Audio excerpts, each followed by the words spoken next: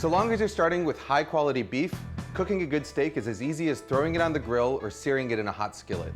But if you want perfect steak, and I'm talking steak with a rich, brown, crackling crust and a medium rare core that extends all the way from edge to edge, then you need to take your technique to the next level. Now, traditional methods like broiling, grilling, or searing in a skillet leave you with one problem. Your steak develops a temperature gradient inside it.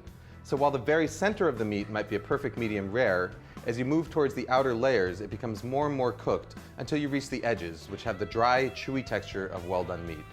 So the question is, how do you minimize this overcooking?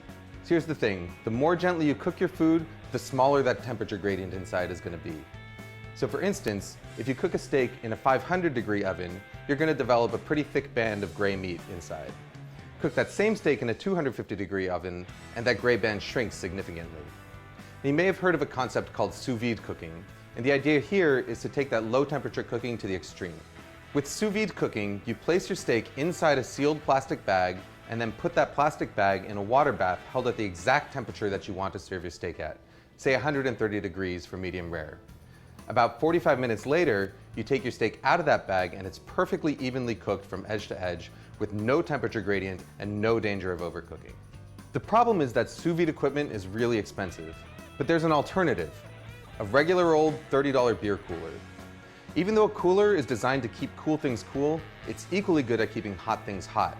So all you've got to do is fill it up with hot water, adjust the temperature with boiling water or cold water, and then place your bag meat inside it to cook.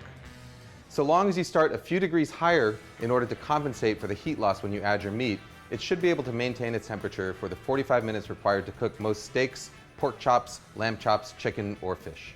You can cook your meat either in a cryovac style bag or in a regular heavy duty zipper lock bag.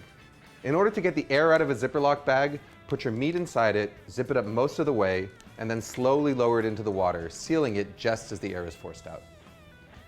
You've probably noticed one glaring problem. Your steak develops no crust or color. You're gonna have to add this after it comes out of the cooler.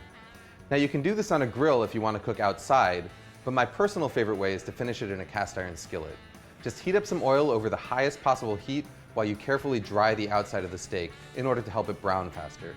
Season the steak generously with salt and pepper, and once the oil starts smoking, add the steak to the pan along with a couple of pats of butter. Cook the steak just until it's browned on both sides, about a minute or two, and then to finish it off, hold it up vertically with tongs in order to get the edges. The beauty of this method is total flexibility in terms of timing. Once your steak comes up to temperature inside the cooler, you can let it sit there for up to a few hours longer without worrying that it's going to overcook. Your steak is going to be hot and ready to sear as soon as you're ready to eat. You want to up your game even further? Then get yourself one of these guys. By combining the intense heat of a propane torch with a cast iron skillet, you can get a steakhouse quality char in a matter of moments. Just make sure that you shut off your smoke detectors first. It may take a little bit more time, but if you're willing to put in the effort, this is the best quality steak you can get at home.